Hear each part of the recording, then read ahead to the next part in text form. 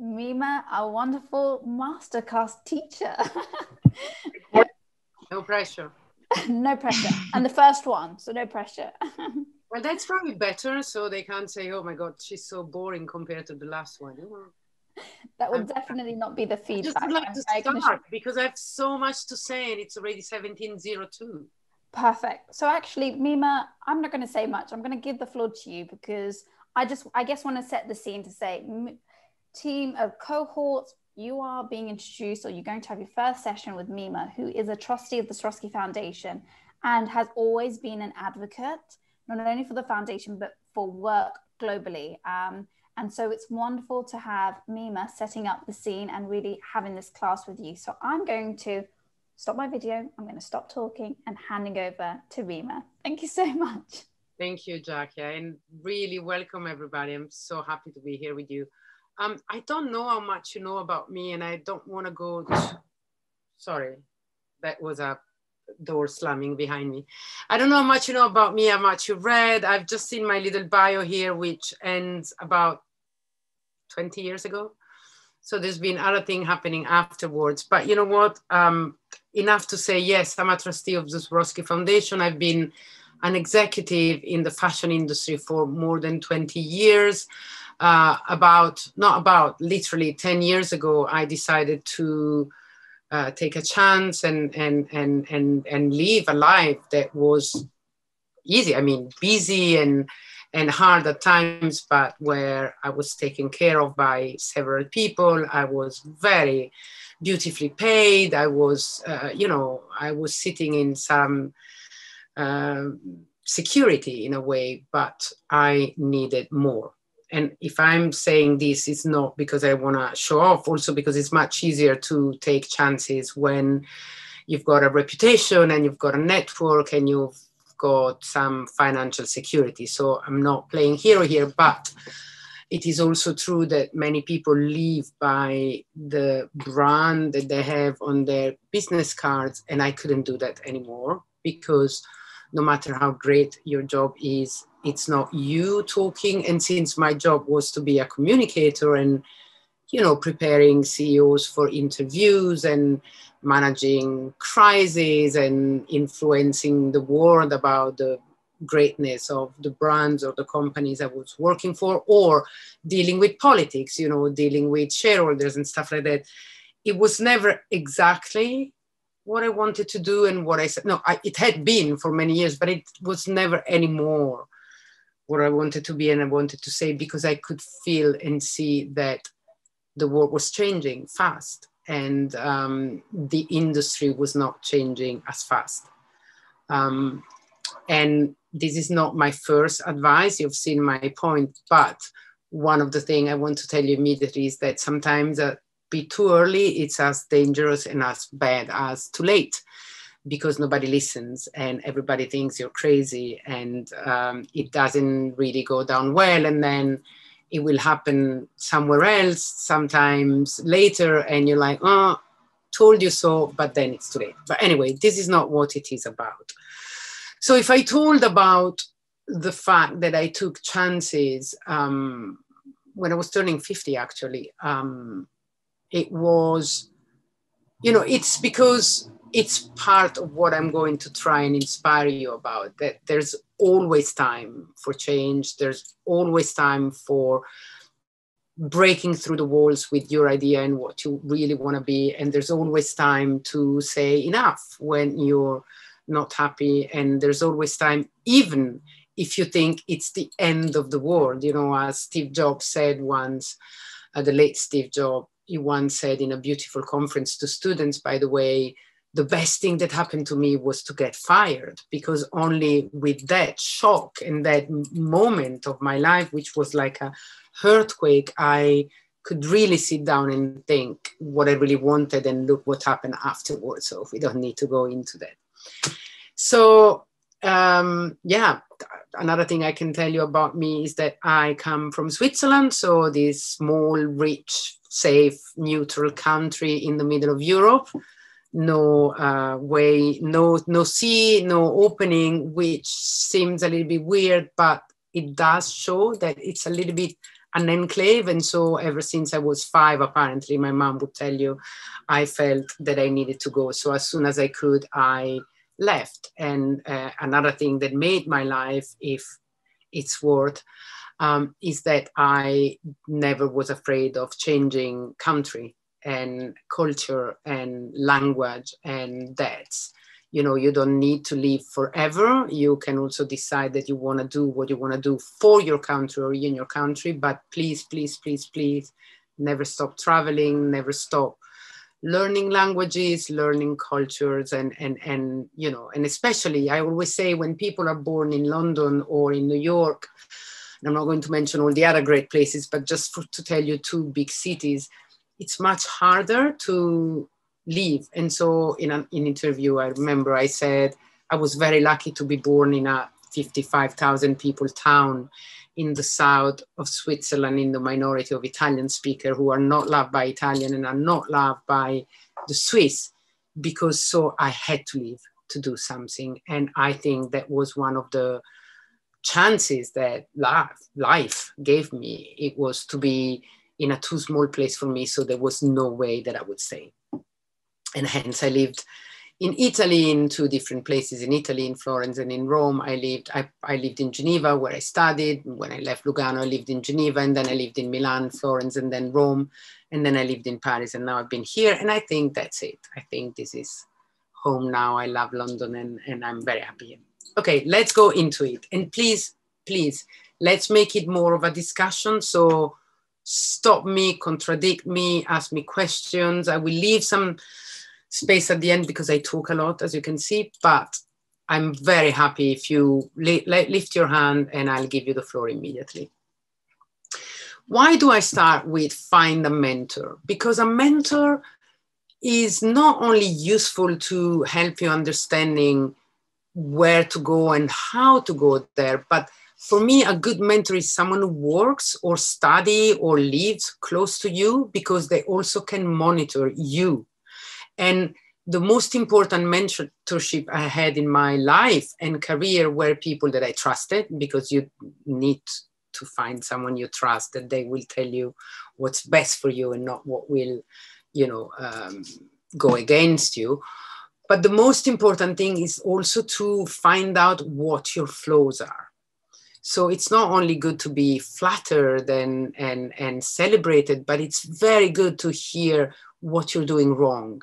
And by doing wrong is not only a wrong decision business-wise or a wrong answer in an exam, but it's also a wrong tone of voice with people, a wrong emotional reaction in things, a wrong attitude towards trying to obtain something.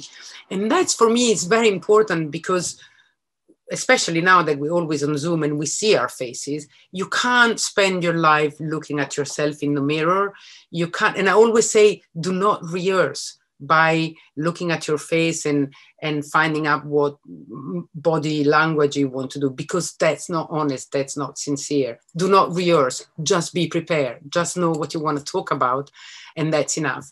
But then have someone, and my best mentors was my PA in my last big job, 15 years younger, certainly hierarchical, lower than me. She was my PA, very clever, executive PA, and she was the one that I always knew would tell me, shouldn't have reacted there, or maybe this email, you should take it very seriously.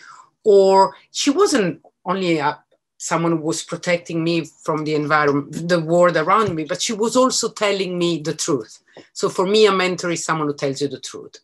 Then of course you can have a mentor who's your senior in a profession that you want to achieve and can explain you how to get there. But find also I call it a life mentor. And it doesn't have to be your family. It certainly doesn't have to be your best friend. Not ideal. Find them in the most unexpected places. And Peggy, my PA, became my mentor without me deciding. She practically took the role, and I felt that I needed some humility to accept it. And that was the best thing that happened to me. So that's the first thing I need to to tell you. And you know, within this, a piece of advice is that, and I've seen some of you are already launched in the entrepreneurial path and life. Being an entrepreneur alone, it's very, very lonely, because most of your time will be spent looking for money, looking for investment, and much less trying to do the thing you love and trying to, you know, push forward your idea or your project, whatever that is in any field. But most of it will be spent, you know, trying to survive as a company at the beginning. You know, and even if you're a gazillionaire, you know, a company is a company and needs its own budget. So especially if you're a lonely entrepreneur, if you're a sole founder, find yourself a mentor. And it could be the janitor of your company, it could be anybody, but find yourself someone you trust. Don't be awake at night alone all the time and then go to the office alone. Find someone who can help you. And especially, do not look for yes people. That doesn't take you anywhere. People that say yes because they know you need to be pleased are not good for you, and it's not good for them. And if you want to shine, if you want your star to shine, you need very light planets around you. So you need enlightenment. So you need brilliant people. You need to be surrounded by people that can have your job sooner than later, which will stimulate you to hold on to it for a while, but also will inspire you. I just want to be surrounded by brilliance. I cannot bear mediocrity. And there's so many top manager or entrepreneur that after a while they are, you know, fed up of being attacked, criticized, challenged, and they surround themselves by yes people, and that's a no-no. If you want my advice, that's a no-no. It will not take you anywhere. So that was number one. Number two, be real, be genuine, be honest. And that's valid for you as a person.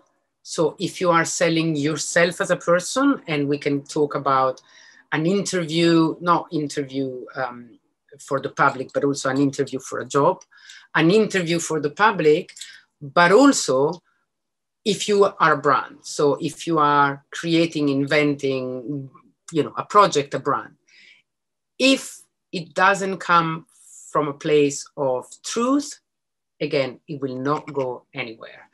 Because especially now, and you're young, so you know about how you can be called out and found out in social media, but especially now, we know what's copied, or when someone is trying to be something they're not. You're found out, and then you can have a moment of glory, but that will not go far again, because there is so much out there today. There's so many ideas and things and stuff and products and people and blah, blah, and noises. And you can only stand out if at the basis you are genuine and honest. And I know it sounds banal, but remember this, because you can already see it in other people that maybe you are following. Or, I mean, think about Instagram. How many times you're scrolling your feed and you're like, what the heck? Why is she or why is he doing this? Why? And you can feel the lie, or you can feel the words that are there to say actually something else. You can feel, or have you ever written a letter to someone, you know, a best friend, a parent, a lover, someone you miss, and the letter wasn't sincere, meaning that you were writing to obtain something, not really to say what was coming from your heart. Usually, you will not give an answer. Usually, that letter will not get the objective you had in mind. But when you write from your heart, when you open up to your vulnerability, your flaws, your fears, your happiness, your honesty about saying, I love you, that goes someplace. And the same is with your product, with your brand, with everything. So when you sit in an interview for a job and you really want the job, the worst thing you can do is trying to please your interviewer by telling them what you think they want to hear. Because if you're being interviewed by someone who really wants that, don't take that job. That's not going to be a good boss. So sit down and think profoundly, you need me. Maybe don't say that, but think it. And that will come out in whatever you say and whatever you do. Because if someone goes all the way to read what you send them and sit you down and interview you, it's because they might need you. So think it. Think, you need me more than I need you. And also think about the fact that since you are very smart people, and you can only be if you're here right now, there's something you can give and you're worth it. So never, ever, ever feel that you're desperate for that and that they are choosing you, because you're also choosing them. Don't forget this. Unless you're starving, but then in that case, go and work in a cafe or whatever, clean streets. That's nothing that it's humble enough to make money. But if it's a real job for real life, you choose as well. You choose the people that will manage you. You choose the people that will teach you a job. You choose the people that you will need to take their job to go up the ladder of hierarchy. And that's not in a bad way, the hierarchy also of life, you know, to succeed. So that's my advice about an interview. If and when you will be famous and you will be in the press and on TVs, or you will be giving public speaking, or you will be doing what I'm doing right now, even more important, you know, prepare a speech or don't even prepare answers to interview, because if they're asking you about your job or who you are, you don't need to prepare unless you need some figures, but you know it because it's your job. So don't over prepare, because then it doesn't sound sincere. Just know that you're not bluffing. Just know that you're going to talk about something you know. But especially if it's, you know, with a camera, especially if it's in front of a public, especially if you give us a keynote speech, always talk about something not only that you know, but that you believe in. Because it has happened to me that I had to say things on behalf of a company or of a CEO that I didn't really believe in, and that's bad. Your speech will not be inspiring. You will not be someone that people remember. And even half an hour is wasted if you're not memorable. Again, no pressure on me, because you might forget me in 10 minutes, but at least I'm trying. So this is my advice on number 2. Let me see if I forgot something. No, I think I told you everything about that. Number 3, never stop learning. There's nothing more beautiful than learn. And learning is also studying, but learning can be listening and walking with your eyes open. I go crazy when I see people that are for the first time in a foreign country and they're sitting in a car, like from the airport to the city or, you know, wherever, and they don't look out. They don't look out of the window. I mean, if you're for the first time in Japan, in Tokyo, which happens to be one of my favorite places in the world, you cannot be inspired by what happens around you. You know, if you are for the first time in India, another place where I traveled a lot and I know very well, you cannot be in awe with marvels of what you see, and sometimes even horrors, but just never stop feeling wonder and never stop learning. And learning is not only, you know, sitting down and reading War and Peace or how to become the top CEO, but learning is also by being interested of things that have nothing to do with what you do. So if you are a human science scholar, go to a scientific conference, and vice versa. If you are a biology, read Joyce and try to understand, because it's very complicated, but you're clever, and so you can get there. If you think I hate opera, go and listen to Don Giovanni. You cannot come out and say I hate opera.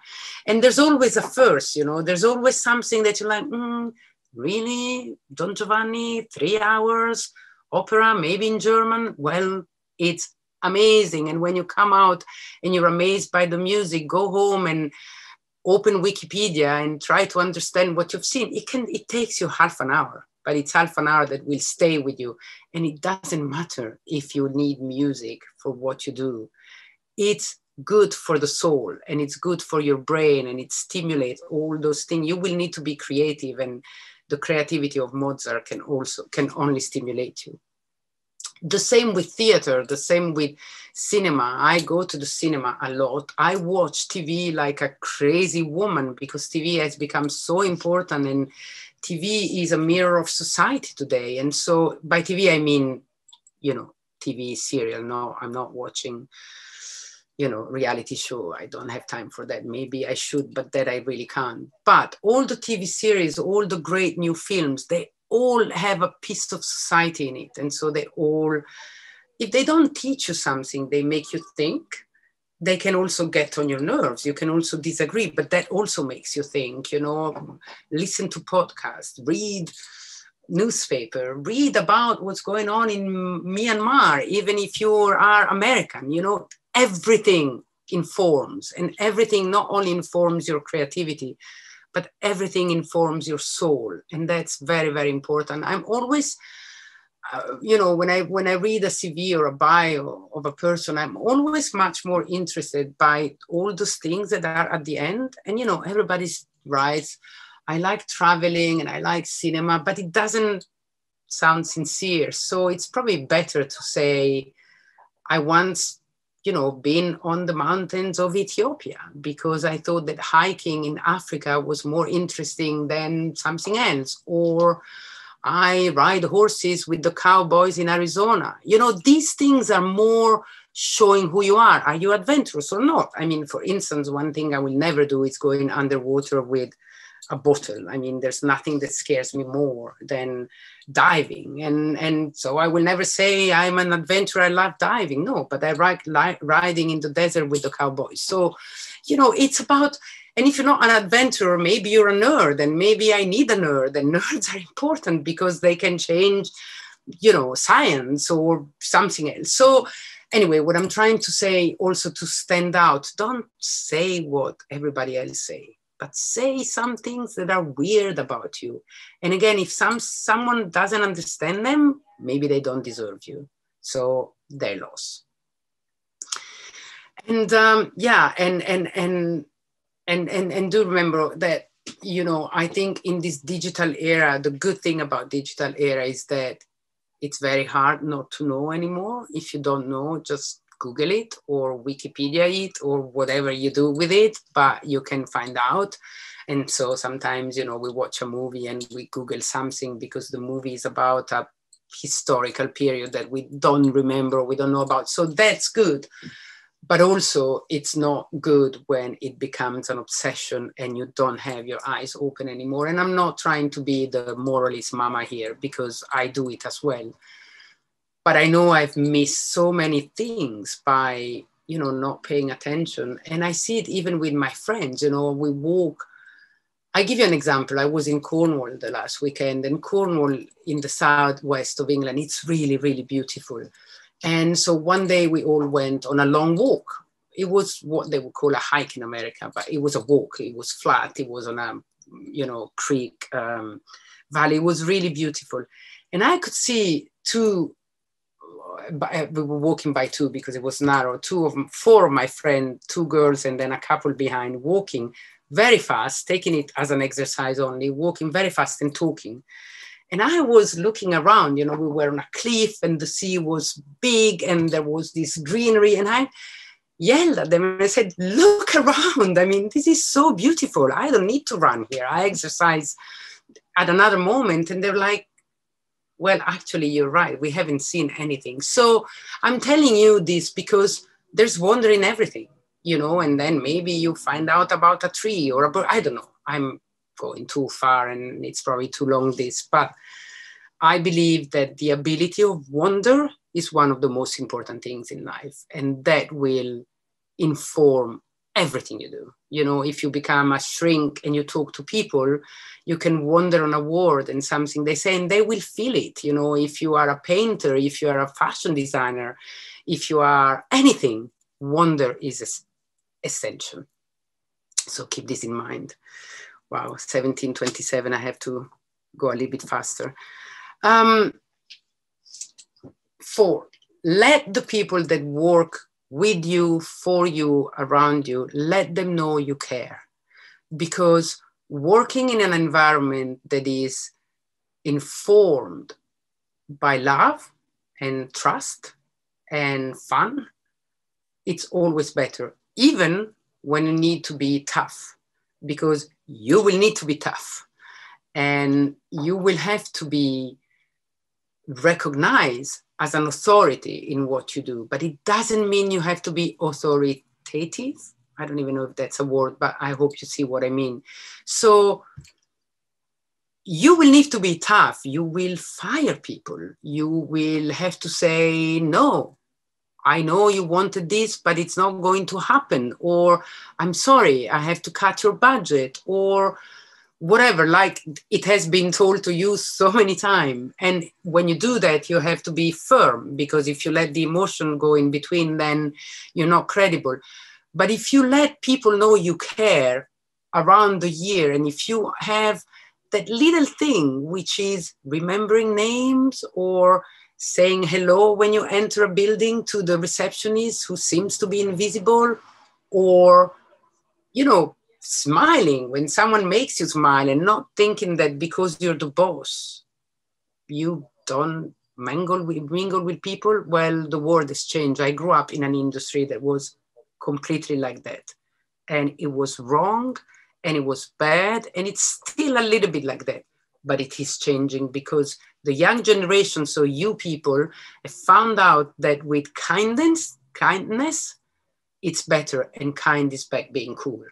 And I know it sounds stupid, but it's not been cool for a long time. And I was so suffering because of that. And I always refuse to be that boss that, you know, treats people badly just because they can. So let people know you care. And that also means do what I'm doing with you, you know, tell them, go to the movie, take a day off, go and wander in nature. Because if you give, you will receive more. And so if you pay people and not exploit them, if you sit them in an environment that it's pleasant, you don't need to be rich. Pleasant doesn't mean expensive and luxurious. And if you put them in a working environment that it's, you know, livable, make them want to come to work in the morning, or come to study, or come whatever, then you will receive back 10 times more than what you gave. And that's also is a little bit the objective, right? So it's to be successful and succeed. Show them you have empathy. Show them also when you're vulnerable. You know, you can be the top boss and say, I don't know. I'm a bit lost. Can someone tell me what they think? And also, you have to be the big boss and say, fine, I give you 10 minutes to change my mind. And if someone is brilliant, they can change your mind. And you have to be able to say, wow, you have changed my mind. But you also have to be able to say, yeah, listen to you. No, we still go in my way, because that's what I think is the right way. But if they see they can change your mind, they will listen when they don't know. But they will also help you when you need, because none of us knows everything all the time. Never. And those that think they know always and all the time, they're wrong. So again, you know, remember people's name, and they will remember yours, and they will help you when you need help, but give help in return. 5th, believe in yourself. And believe in yourself also means believe in your dream.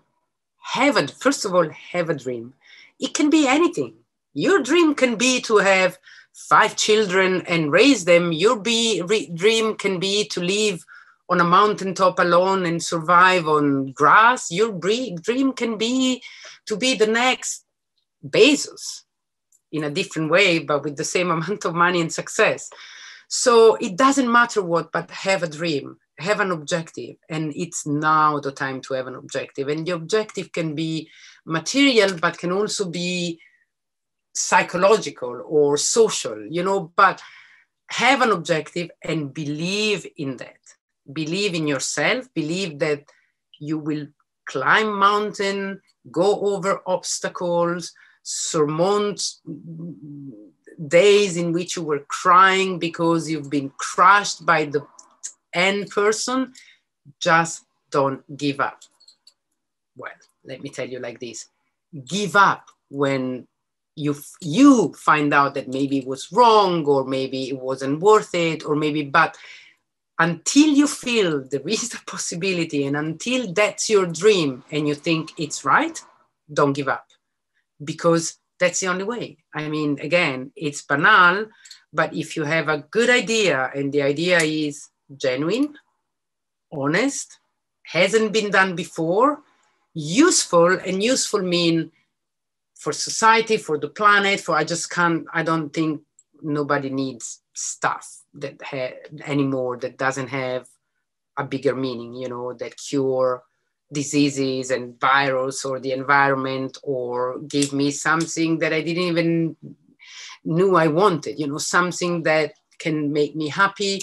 Well, it's not worth it. So, but if you have that, and if you think that you're strong enough to find the mean, the people, the way to make it grow, well, don't give up, because so many people will tell you to give up. So many people will tell you it's a bad idea. And so many people will try to steal it. You are the only protector of it. It's your baby. You are there to protect it. And, you know, let me tell you this. As I was saying at the beginning, sometimes to be a bit too early, it's as bad as be too late, especially for that, because nobody listens, because people think you're saying nonsense, you know, and so you have not to give up by knowing that maybe there will be the right time a year later, 6 months later, whatever. But also, let me tell you that whenever you have a brilliant idea, and whenever that idea seems to be able to go far, you will have someone to say no. Because people are envious, because people are scared, because people don't take chances. Not all of them. Luckily, there are many brilliant people around, but the first door that closed doesn't mean it's over. And there will be a second one, and there will be a third one, but then someone will say, there's something here, and that will be the beginning. But whenever you do something that is a little bit different, it's not going to be easy. It's not going to, you know, luck will not ring the bell just for you to open the door. It's going to be, but I'm sure since you're here again, that you have ambitious ideas, and, you know, ideas that are not going to be easy to push forward. So be prepared to say, fine, not for you, but I know I'm right. And again, you say, I know I'm right, if you really know. No, if you're bluffing, because if you quote once, that's it.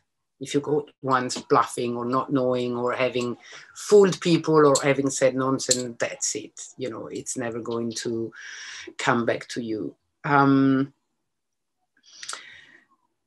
don't know if I have time for this, but maybe I'm going to try and be short. I'm going to give you another example of my life, just because I think examples can help understanding better.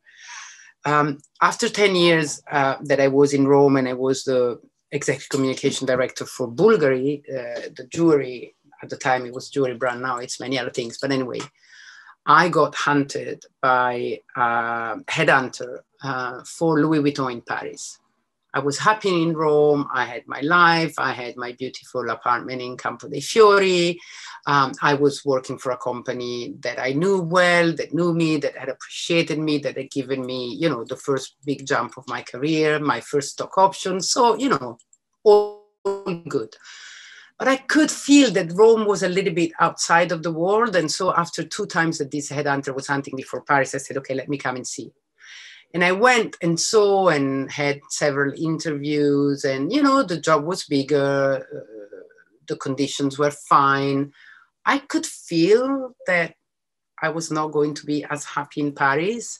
I could already feel a few things about that corporate Parisian way of doing things that were not really me, but I said, I need to get on this train. I need to, you know, get out of here and have more visibility. And so I accepted the job. I left Rome. I spare you the detail of the tears I shed and everything. But anyway, I put my house, literally, physically, my house and my life to Paris, to a lorry for my house and myself on a plane to Paris. And I went, and after 1 week, I was so miserable. And I knew that I was never going to stay and I was never going to be able to function there. But I also knew that I had done the right thing.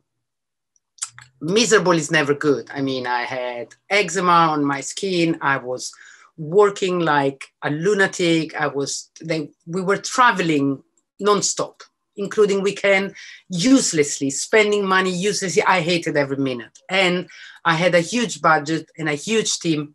Nobody was listening to me. Never. I was getting only answers. No, this is not the way we do it at Vuitton. By the way, my second language is French, so I could speak with them in their language, but this is not the way we do it here. No, you're not French.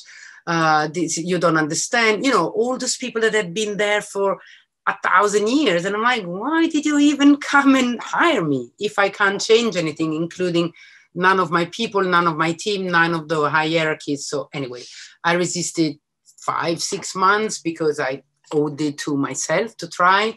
I failed, meaning that I couldn't find a way to be happy, and I gave my notice after 6 months, again, without a job afterwards. It was the best thing that happened in my life. That, you know, that saying no to something that every morning of my life was making me more miserable was the best thing that happened to myself, because again, I was resilient, and then a much better job came to me. I was moved to London with a bigger job, whatever. Then history was there to show it. But I'm saying this, that nobody owns you, but not even your company that you launched and you realize that it's not going anywhere and it's eating you alive. You know, nobody and nothing owns you, just you. So sometimes it's hard, which could be also in your private life, but sometimes you have to make decision to be a happier person, because working unhappy shrinks your brain. I was so mediocre. Whatever I was saying, I knew that someone was saying, no, you say red, we will do blue. You say blue, we now will do red.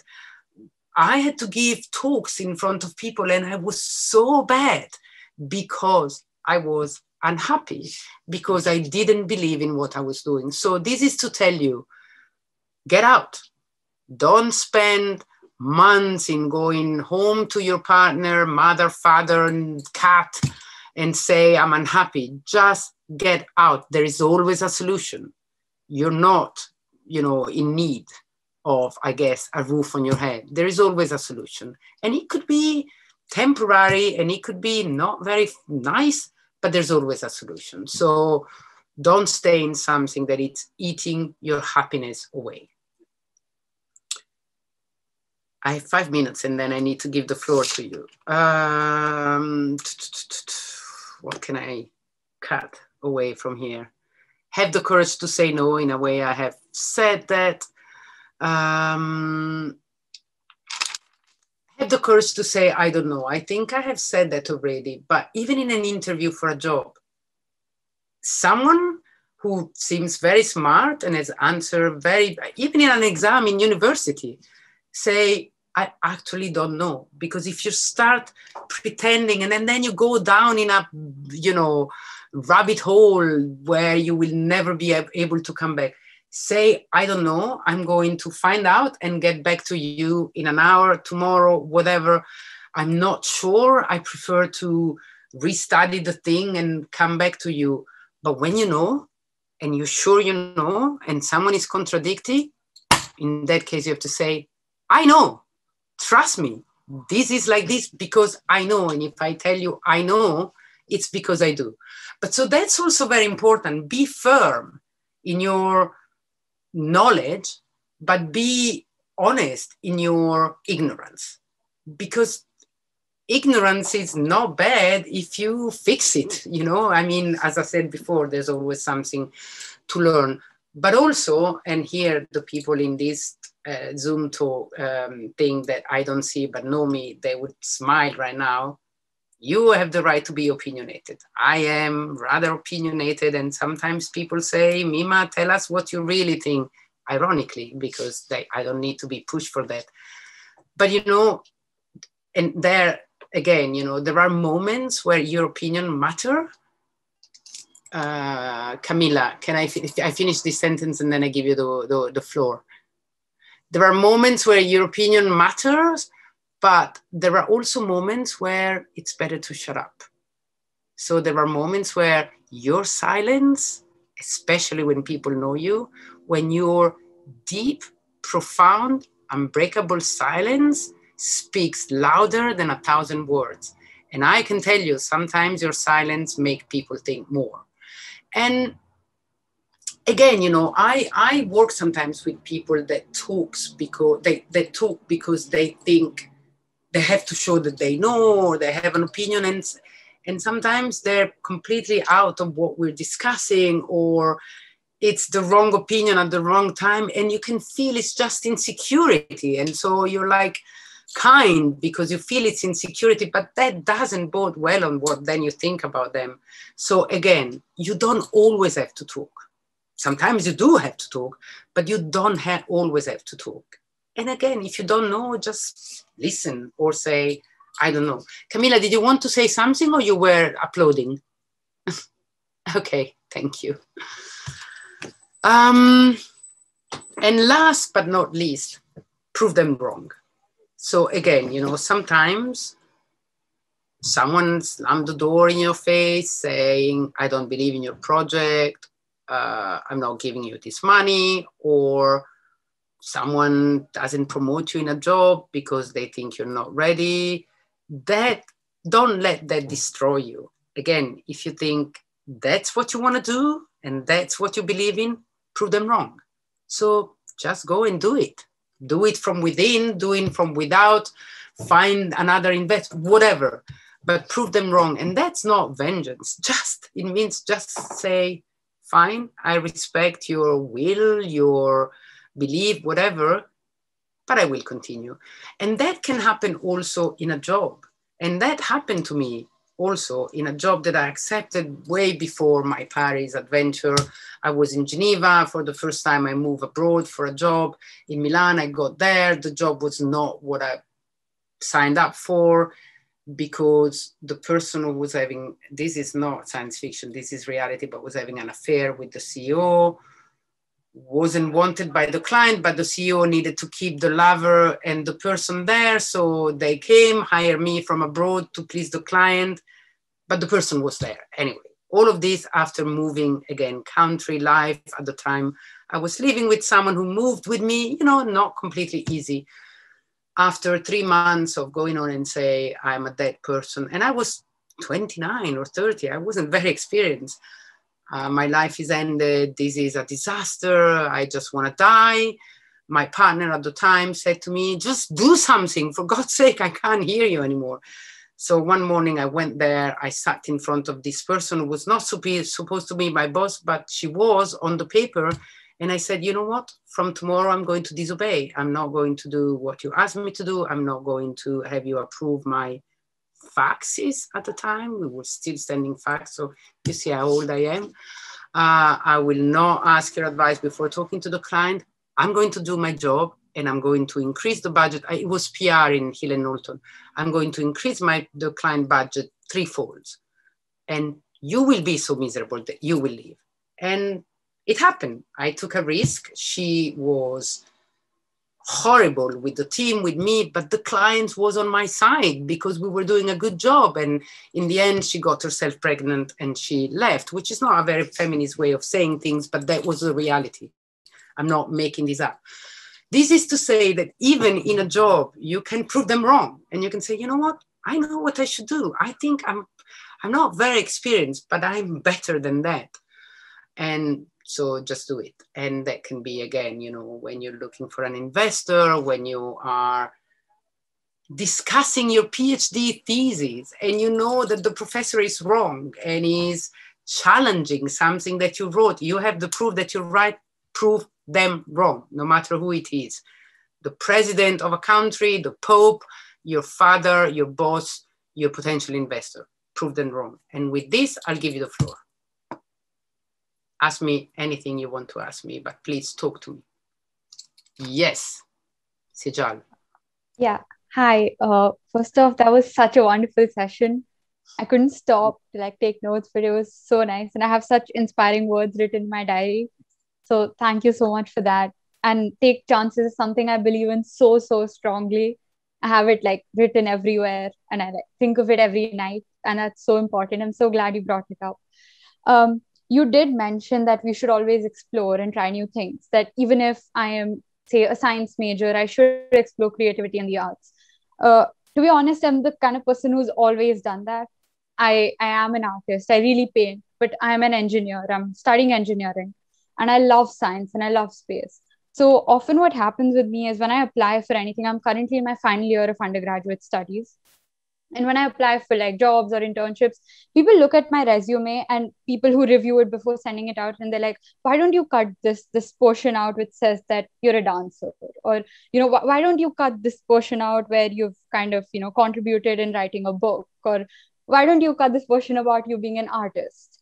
And that's the same with when I apply to like say something that would be on the creative side. They're like, but why don't you remove your really technical research paper? Like, does it need to be there?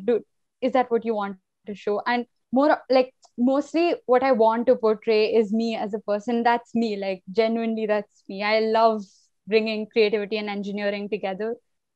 So I have a doubt, how do I actually portray that? And I've had this question for such a long time. So yeah. Well, don't change anything. Don't listen to the people that say that you have to cut off the part where you say you're a dancer.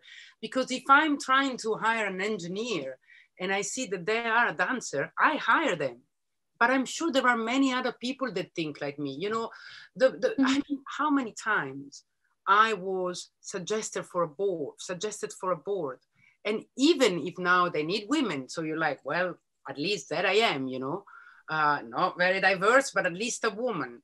Or you think, people need to think outside of the box. Well, she's a communicator. She studied literature and philology. She will not understand what a P&L is. And so they don't want me, which is so stupid because first of all, it's so not difficult to understand what a EBITDA is. Just read it once and then you understand. And second, you need people that think outside of the box. So for me, you're not going to get help in finding you a solution. For me, the solution is do not listen to them. And when you are in front of a person and they say to you, but are you wasting time painting or dancing or whatever, you tell them there is creativity in sciences. Without creative mind, penicillin wouldn't exist. And if they don't understand, well, again, they lost. Try somewhere else. Sorry, not very good at helping in this, but I can't change my mind on this one. No, I think it's one of the best advice I've ever received. It makes so much sense. Good. Because usually for me, it's usually accepting it or to a point where I just don't end up applying because I'm like, why should I even apply if they don't want people like that? But I think that's the best advice I've gotten in this question and context, especially. So thank you so much. You're welcome. Pleasure. Anything else? Hi, Mimma. Thank you so much for this. I again with Seja, I have a bunch of notes and I'm very inspired. I have a question in regards of what you were telling me about the objectives and really following our dreams. Sometimes I have too many dreams or too many objectives that I lose focus. Is there like a recommendation that you can give me in order to organize everything and like really achieve all the things that I propose or that I want to accomplish? That's actually a very good question because it is good to have many dreams. It's less good to have many objectives. And that's why I was saying it can be anything. For me, my objective when I was young was to be independent, not to depend financially or otherwise to anybody, a husband, a father, a brother, a sister. And that was what pushed me in improving myself. And my objective wasn't to work in fashion. I didn't even know how to spell fashion, And then I had the dream to be an academic. And when I started my PhD, I'm like, I can't live in a library anymore. And so I gave up. That was a dream, not an objective. The objective was to be successful, to be independent, you know? Your objective can be, I don't know, to change the world of animals. I don't know, it doesn't matter. But what I'm trying to say is that you have to distinguish the objective and the dreams, because then the passions and the dreams, they can all live. And some will go because you try them and that's not really what I wanted. You know, there are some that are a little bit irreversible, like having 5 children. Once you've had them, you can't decide it wasn't a good idea. But there are others that you can give up, you know, you can have a passion for something and then for something else. But the objective, I can't tell you what it is, but you only know what it is, you know, and it can be anything, but that's one. And that has to be the center. And the dreams and the passions are like planets that inform you as a person. But the aim is to get there. So that needs to be one.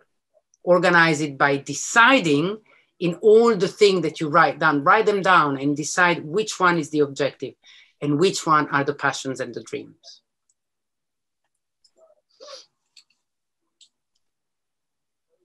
Thank you. That makes a lot of sense. You're welcome.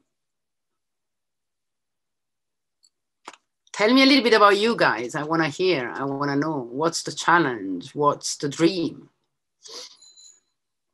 You're being shy. I don't want to call you like in school. I'd like you to volunteer. I'd love to start, if that's okay. Absolutely. Hi, I'm Sejal Bidholia, and one of my dreams and I'd say passions is actually to work in the space industry. And what I want to bring together is sustainability to the space industry along with creativity.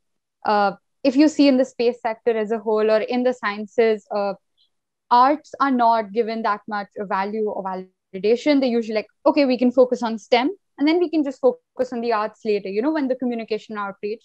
And I think that's so wrong, because until and unless you integrate the two, no one's going to understand what you're doing. And ultimately, if we want to be a spacefaring civilization, we need everyone to be involved in space. It can't just be the scientists or the engineers. And that's ultimately what I want to achieve. And I want to take that path through sustainability, which is why Swarovski is so important for me. The entire challenge is created around sustainability. And yeah, that's what I hope to do someday. Is it, and it's really a question, it's not a provocation, but is it not an oxymoron, sustainable space, whatever, exploration? It is possible. And that's what's exciting, because a lot of the technology, if we look at it, if you look at 3D printers, very simply, if we say replace the normal materials that we use 3D printers for with materials that were initially thought of as waste, then you're actually creating out of waste. That is sustainability. And you're using that in space applications. That's very good. I want to give you, since what you said before to introduce this, I strongly believe in, I want to give you an example. I don't know if you have seen, it's probably 2 years ago, the film Arrival, which remains, for what I'm going to tell you, one of my favorite films ever. So the story, the film, you thought it was about space and science fiction, but actually it was much deeper. It was about, I think it was in 5 continents. So in each continent, something landed, this gigantic UFO, so unidentified object from some different planet landed at the same time in 5 continents. And the film takes place in the one that lands in one of the deserts in the US, in America. And what made me think that that was a really good story was that they don't send them there only scientists, but also a linguist, okay? And when they are in the airplane to get there, who was the actress? It was not Emma Stone. Anyway, doesn't matter, it will come back to me. But when they go in there, one of the scientists tell her, of course she's a woman, the linguist, what are you doing here? I mean, what use can we have of you? And she says something that I so believe in. I remember I was with my 15-year-old niece and I turned to her and said, listen to this. She said, languages and signs are the meaning of a whole civilization. that's the only way to understand civilization. And that's why I studied as many languages as I had time to, and I will study even more, because that's the only way to understanding. But this is to say that the scientists didn't understand why a linguist was going to be there. They didn't even understand how to spell linguist. And by the way, of course, then the story is something completely different. But the solving, understanding where they're not people, they're beings, let's say, come from and what they want, is of course the linguist who understand their signage, their noises, whatever. So it's a very beautiful film, and especially you, Sajal, if you are interested in what you just said, you should watch it, because it's exactly that. Yeah, I'll definitely watch it. I think I have oh, Amy Adams. Thank you, Jackia. Amy Adams was the star of the film Arrival. Thank you so much.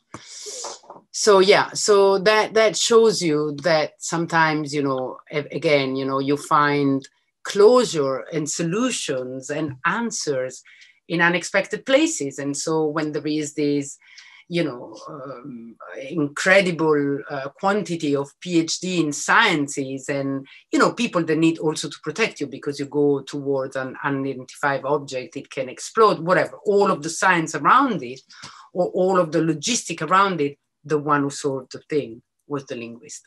I'm so proud of this. I so love this. I'll definitely watch it. I always say, you know, if you're a science, of course, I would never be able to, you know, transplant a heart unless I study many, many years of medicines and then I become a surgeon, whatever, blah, blah, blah. But I also think that someone who has only done in their life biology and nothing else, they will probably not understand the Divine Comedy by Dante Alighieri, and they will probably not understand the profound meaning of it, you know, and that's why I love Renaissance men, you know. That's why one of my heroes in history is Leonardo da Vinci, because he could do both. He understood science, he understood humanity, he could write poems, and he was one of the great artists of all time. So one of the greatest artists of all time. So for me, the objective is to be a Renaissance woman. I think that's beautiful. That's so well put out. Anyone else? Shall we close, Jackia? What's going on now? Hi, welcome back. I popped up again.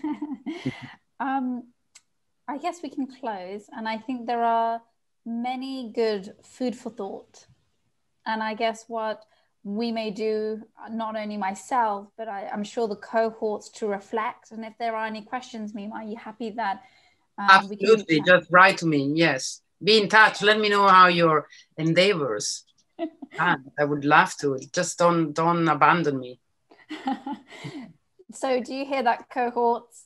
You have Mimma to really reach out to and really connect. And I think I just want to say, Mimma, thank you so much for starting this session, you know, really launching the masterclass, because it's one item. And I guess what I'm reflecting with everything you're saying is just really important to understand and own oneself.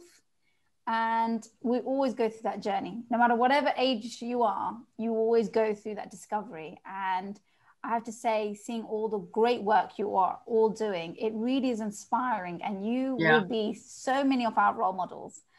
So I just want to say, Mimma, your topic was really profound, really interesting. I learned lots as well. I took loads of notes too. And again, thank you.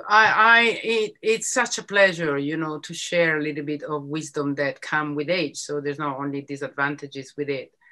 I have a question for you, Jackia. There are a few, not all the cohort are here. What happened there? Will they have a recording? Can they also send me questions if they have any?